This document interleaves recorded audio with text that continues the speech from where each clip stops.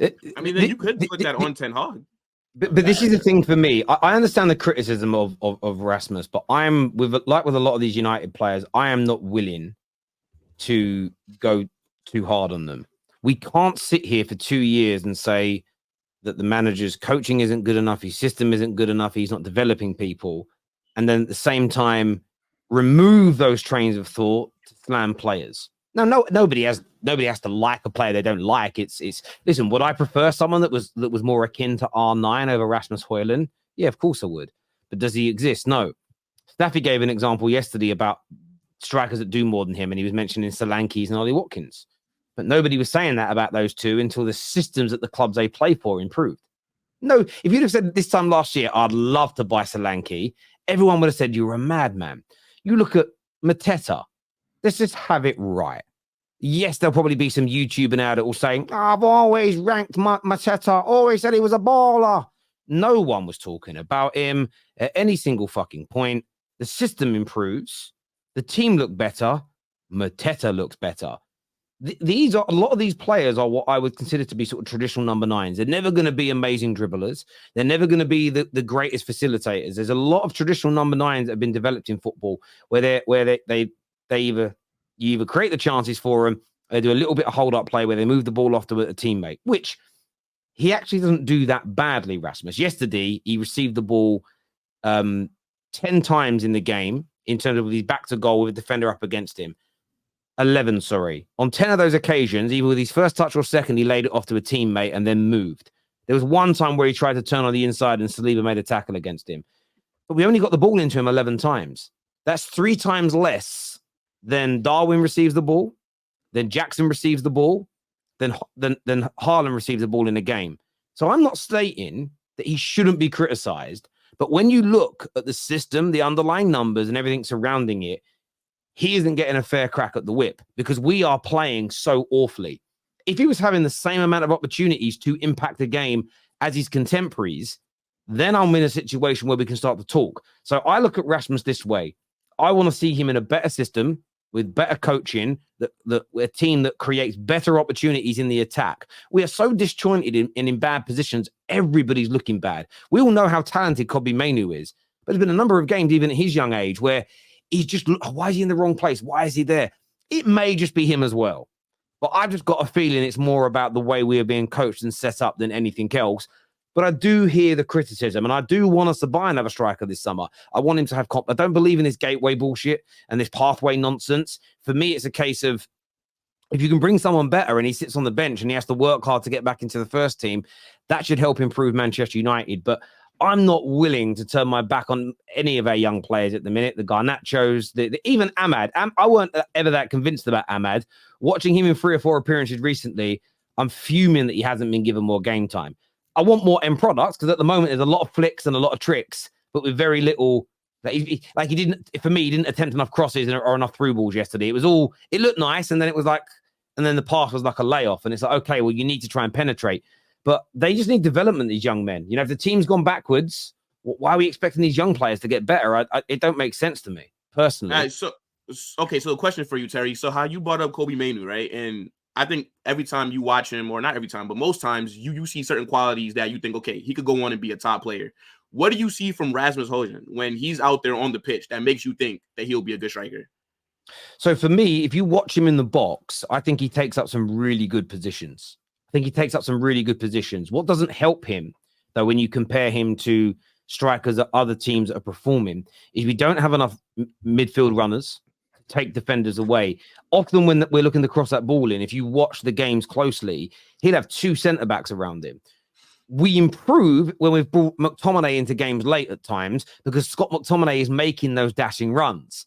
So then what you have is either him or McTominay stepping up and getting goals. Primarily, it's been McTominay getting them, but that doesn't bother to me because a really important element for a striker is the runs they make off the ball that make space for others. So for me, I like how he finds space. I think he's got a decent finish on him when he gets the opportunities. Conversion rate of 26% this year, shooting accuracy in the mid to high 60s. When you compare that to his contemporaries, whether you're looking with your eye or you're looking at that statistically, it marries up. I find his hold-up play is good. I think there's the base there to make it better. but I don't trust that he's getting developed in that way. So I want him to become stronger on the ball. I want him to learn to throw his weight around a little bit more when he's holding up his possession. What I would also encourage him to do more, because he did it well in the Champions League, he just hasn't done it enough in the Premier League, is to turn and run at his opponents a little bit more. I don't think he's a skillful dribbler, but what he does have is a turn of pace and power. So if you, and PMP is an important commodity in the Premier League. So on that basis, there's a player to work with. There's a player there to work with. I don't ever think he's going to be Harry Kane in terms of the creativity on the ball. He's never going to look like a Vinicius in terms of the skills that he has. But there is a base there that you can work on. But this is where Man United have got to be smart in the summer. We have to decide on the type of football we're going to play and the profiles that are needed. If we don't need what I would consider to be a traditional number 9 profile, then move him on. I'm not married to him. But if you're going to have a traditional number 9 profile, you've got to coach a team, set a team up and play in a way that feeds them. There's no point having Haaland if you want him to be Karim Benzema or a Harry Kane or a Wayne Rooney. He can't do that. You have to set the team up in a way that facilitates chances for him. That's just how football has always been. You're a Real Madrid fan. You remember Raul, yeah? No, I wasn't around for Raul. Okay, so Raul was a very good football player. I wasn't around back then. But Raul wasn't going to do what Messi or Cristiano Ronaldo did. You know, Man United had Ruud van Nistelrooy. Ruud van Nistelrooy would be slated in this generation because he needed to be facilitated. Ian Wright would be despised by some of this young generation. Andy Cole would be ripped to pieces by some of this generation. Now, those guys, they also, by the way, those guys played in really good teams. Okay. Rasmus Hojlund has moved to one of the most dysfunctional Man United teams in our history. Put him in a clean, good environment with excellent coaching, and there's potential for a 20+ goal a season striker across all competitions. The fact that he scored 14 goals in all comps this year, he's only 6 goals away from the elusive 20-goal a season player. And that's what he's there for. So I think there's a player in there. Do I think he's world-class? Do I think he's the greatest striker in the world? No. But the way he's been written off by some people, I feel is a little disingenuous. Yeah. I think if you put him in the better system, if you put him in the better system, there, because when we talk about a 20-goal a season player, we talk about 20 goals in the league, not all comps. So we're not. hey, George, shush. I mean, but at the same time, I think if you put him Champions League, he was the joint top goal scorer when we got. He did his job. If Rasmus did do his job in the Champions League. He did do his job there. Just listen. I just think, as I say, put him in a really good. Stick him in this Arsenal squad for the summer and let the training and see what he does for Arsenal, see what he does for Liverpool, see what he does for teams that play better football. I think he'd score a lot of goals, and nobody would really be criticizing him. Put him in Spurs or even Chelsea, he's bagging goals. Like, put all of the strikers that all these top teams have in Man United's team, and they will be called bums. They will be called like not good enough players. Because at the end of the day, if you look at the system, it don't work. Our wingers, our wingers are too far away from our forward anyway. So when he does hold up the ball, you know how long he has to hold off 2 defenders for someone to get the ball off him. It's crazy. I feel like KJ, that's his problem though, because what I've noticed with him is like I agree with you guys. I think there is a lot of potential there to be a good player, but I've noticed whenever he does get onto the ball, especially in like the position where he's backed up on a hold off position, he doesn't look to twist his body or shift the ball to maneuver it into a way to create his own shot for himself. And that's what I think he's missing. I think he's missing that decision making where when you get on the ball in the box, you have about 2 seconds to make the decision whether you're passing or shooting. He needs to make that decision quicker because he tends to get the ball. He puts his foot on the ball to control it, and he's sort of thinking, "What am I going to do with it here?" And then he ends up losing the time, like what happened with Saliba. But George, that comes with coaching and experience as well. Remember, this guy's also young. He's also a young lad. Let's not. I'm not going to beat him over the head with a baseball bat because with the right coaching and the right system, you can tell. Like just looking at him, there's something in there. It's the same thing like Kai Havertz. Look at when we nobody don't thought, do that. no. Hear me out. No. What I'm saying is, it's easy to look at Kai Havertz's career in Chelsea, right, and be like, oh, he's done. Like this guy will never rise again. And then he goes into a system that works, and they figured a way out to use him, and he looks better. He may not be I'm not saying he has become world class. No, I'm just saying now you're like, there actually is a player in there. So all I'm saying is like, there's something in there with Rasmus. Like he just needs to be in the right system. And it is. I mean, you've got to remember this season he broke the record for most games consecutive games scored in. He's the youngest player ever to score in that amount of games on the bounce. And I'm not saying that makes up for all the poor performances at all. But I watched a video today of a player that I think is exponentially better than him in every area. And it's Vinicius Jr. And it was a video looking at sort of highlights and breakdowns and comments people made from his first 18 months or so at the club. And he was a little bit younger as well, granted. And I remember watching Vinicius Jr. back then, went, look at all that ability, but nothing about him. There was reports that the Benzema's of this world were telling people to not pass to him. But a very, very positive environment at Real Madrid with excellent coaching and patience being put into him. And look what he turned into. Now, that isn't to say that he'll be as good as Vinicius, because that's what people will do when they hear me say that. Their small brains go, he's not as good as Vinicius. But development can come. You've just got to give it time. One thing that I'd say about the player is the scouting reports we had that came in, this was printed in the summer, go back and read it, stated he's a very good prospect, but he's 2 years away, in the opinion of the scouts, from being able to lead the line for a team like Man United in the Prem. The club was trying to sign another more experienced striker alongside him, and they didn't get it done. So I think we've done very similar with him, same as we've done with Garnacho. They're young players, but I don't think they're actually ready to start right now, let alone in a toxic environment at the club.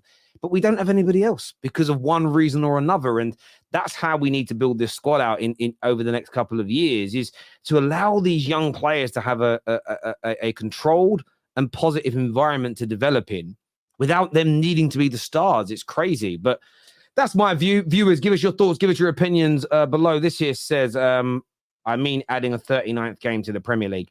I think the same for the 39th game, even if it is literally a 39th game, in the sense of who plays who. Imagine. Go on, sorry. I think Chike is trying to say, like, at the end of the season, there should be one last game where it's like maybe the team that wins the league, right? And then maybe the team that, like a charity shield game. Yeah, like a charity shield game, like a team that wins. Do the charity shield in America. I don't think anyone care about that. Do the charity shield. Yeah, okay. I love KJ. That take is crazy. The World Cup one. There we go.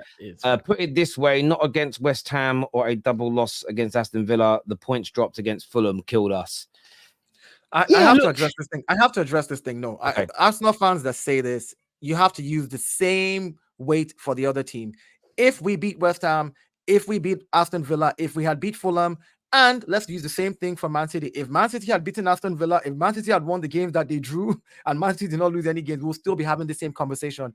You can't say that if Arsenal won those games, we're now going to win the league today. You have to use that same vim for Man City to say, what if Man City also won all their games? We'll still. That might be true, Dio, but those games effectively lost you the league. Those games did lose you the league. Hold on. The league is not lost yet. I said, but when it happens, let's wait till the end of the season, and then you can say those games lost me the league. But as of now, all I'm saying is you have to use the same vim. I cannot say, if Arsenal had beat Aston Villa or they had beat Fulham, okay, in the same vim. If Man City had beaten Aston Villa, this is an end of season conversation, boys. It isn't for now. This here, Dio. First, give my nephew his allowance. Second, people thought Fulham was a tough game. Now it is Spurs. Third, what is the point of being in the Champions League to be bottom of the group stage? I think he's talking about Man United. Or Spurs, I think he's talking about. Spurs getting in. Yeah, I think he said that because I think I said it doesn't matter if Tottenham make Champions League. They're not going to win it. I think that's what that comment was for. Hey, to be fair, there is a point to be in the Champions League, because you get a chance to win the Champions League. Like, look at Dortmund. Do you think Dortmund went in there thinking they was going to make the final 100%? No, but they still fought to be in the Champions League to be in the Champions League. And the thing with Spurs is as well. And Spurs did get to a final a few years ago. That's the only thing I would say about. Like, I know they didn't turn up in the final, but that was more because Poch messed up and started Harry Kane. He should have been on the. I think if anyone scores a hat trick in a Champions League semi-final and doesn't start the final, that Poch should have been sacked. Plus, you got to remember as well. In hindsight, he should have been sacked. So Spurs fans should have stormed the pitch. Do you know what I mean? But you got to remember as well with that final. That was 2 weeks after the Premier League has finished. So both Liverpool and Spurs. And the handball. In fairness, it wasn't a penalty either. AMT here says, you just don't get it. I'm only talking about Arsenal. Don't get it twisted is what AMT said. I hear you. I listen, everyone's entitled to their opinion. Look, I want to